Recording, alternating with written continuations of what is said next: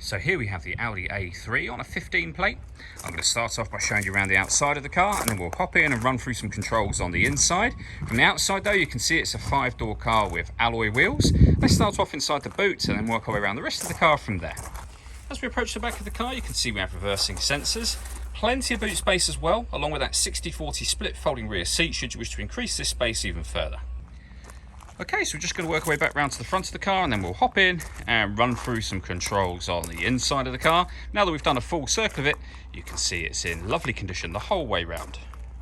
Just briefly before we climb in, I think it's well worth seeing the interior from this exterior point of view. There's plenty to run through on the dashboard, so let's hop in and we'll do that right now. Okay, now that we're inside the car, we're going to start with the dials. On the left-hand side, we have the rev counter. We have the coolant temperature gauge over there as well, and then the fuel gauge and speedometer on the right-hand side. In the center, you can see we have a digital readout for the speedometer currently being displayed. You can change that information. We're on the kind of driver data menu at the moment, so various bits of trip computer, fuel economy information you can have beneath it, as you can see. And there are other menus available as well. So you've got audio, your telephone, navigation, and then back around to the beginning again. And the buttons that I was using to do that are just here. Over on the right hand side, we have stereo and phone controls. Just behind the steering wheel, we have the minus and plus paddles there, so that you can change gear manually with this automatic gearbox. And then underneath here, we have cruise control for the car. Over in the center, you'll find the main screen. So up on here, you have satellite navigation. We've also got the radio, so you can access your radio using these buttons just here. So the button I was using was this dial. You can access radio, media, satellite navigation and telephone all from these buttons should you wish to. Otherwise, this dial will do everything, which is a lot easier as you're driving along, of course. It's more intuitive. These 4 buttons will relate to the 4 corners of the screen. So for example, the screen that we were on a moment ago was radio.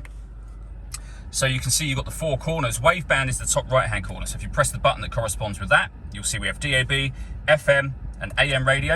We can go back to the main menu. If you want to listen to your own music, you can do. A number of ways in which you can do that. So we've got Bluetooth audio, Audi's multimedia interface, we have a CD player and SD memory card input as well. You then have the satellite navigation, nice clear color display as you can see. Very easy system to use, and then you pair your phone under the telephone heading just there. Working our way down from that, we can turn off the stop and start. This car is designed to cut out when it's stationary in traffic, which in turn will save you fuel. We have our hazard warning lights. We can turn off our traction control. This button, if I press it, will fold the screen away and of course fold it back out again as well, should you wish to do that. Drive select will change the way in which the car behaves on the road. So it will change it from dynamic, so sporty, individual, which you can customize yourself, efficiency, which is more fuel efficient, and comfort, which would be your everyday driving mode.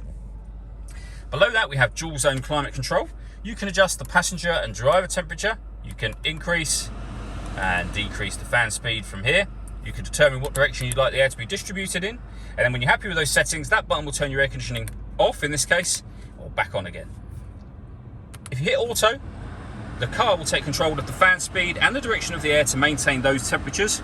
You can see that it's doing that and hear it as well. To override it, just make any manual adjustment and put it back on whatever setting you want it on here. Under that, we have a cigarette lighter or a 12-volt charging socket if you wish to use it like that. 2 cup holders, and then the gear lever for the fully automatic gearbox.